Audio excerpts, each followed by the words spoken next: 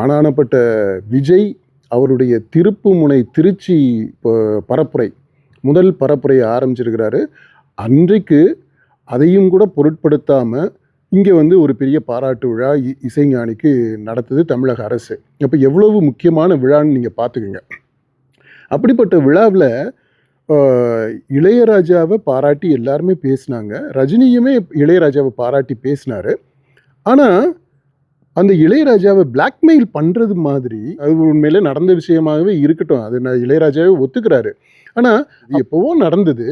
அதை இப்படி அதாவது ஒரு பெரிய பாராட்டு விழா நடத்துகிற சூழ்நிலையில் பேச வேண்டிய விஷயமாங்க அது. இந்த அரை பாட்டில் பியர் அடிச்சுட்டு கூத்தடிக்கிறது அப்படின்றது அது வந்து இப்போது இவங்க எல்லாரும் இந்த பெரிய ஆட்கள்லாம் சேர்ந்து தனிப்பட்ட அளவில் ஒரு ஹோட்டலில் ப்ரைவேட் பார்ட்டி ஒன்று வச்சுக்கிறாங்க அப்படின்னா அப்போ வந்து இந்த ரெமினிசன்சஸ், அதாவது பழைய நினைவுகள் எல்லாத்தையும் பேசி கிளறி விட்டு ஜோக் அடிச்சுக்கிட்டு ஒருத்தர் கிண்டல் பண்ணிக்கிறதுன்றது நடக்கலாம். அது ப்ரைவேட்டாக நீங்கள் ஃப்ரெண்ட்ஸாக சேர்ந்து பண்ணும்போது.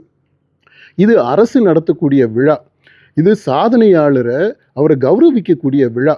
அந்த விழாவில் என்னதான் நடந்திருந்தாலுமே கூடங்க அதை இப்படியா வந்து நான் வந்து மேடையில் பேசட்டுமா அப்படின்னு அதுக்கு முன்னாடியே பிளாக்மெயில் பண்ணுறது மாதிரி பேசியிருக்கிறாப்புல.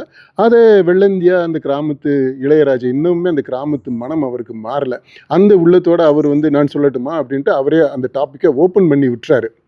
ரஜினியோட பின்னணியை புரிஞ்சுக்கிட்டவங்க இவர் தற்செயலாக இந்த விஷயத்தை பற்றி ஒரு சும்மா ஜாலிக்காக சொல்லியிருப்பாரா, அவர் வந்து இது ஒரு அரசு விழா, இது முக்கியமான விழா, இது it has a status, it has a dignity, it has a decorum, அவருக்கு எல்லாமே தெரியும்.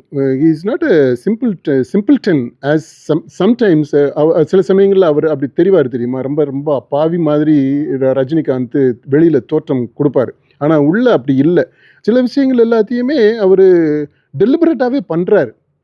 இப்போ இளையராஜாவுக்கு நடக்கக்கூடிய இந்த பெரிய பாராட்டு விழா உண்மையிலே ஒரு விதத்தில் ரஜினிக்கு ஒரு பொறாமையை ஏற்படுத்திருச்சோ, ஏன் இந்த மாதிரியான ஒரு கரையை ஏற்படுத்தக்கூடியதாக அந்த விழாவிற்கு இருக்கக்கூடிய அந்த மகத்துவம், மேன்மை, அதை சிறுமைப்படுத்தக்கூடிய விதத்தில் இப்படி ஒரு நிகழ்ச்சியை பற்றி பேசி அதுக்கு அவ்வளோ முக்கியத்துவம் கொடுத்து அதை ஜாலியாக்கி அப்புறம் அவருக்கு பின்னாடி ஒரு பெரிய லவ் ஸ்டோரியே இருக்குது அப்படின்றது மாதிரி எல்லாம் விசிட்டு போகிறதுன்றது இது விளையாட்டாக தற்செயலாக நடந்ததாக நான் பார்க்கல.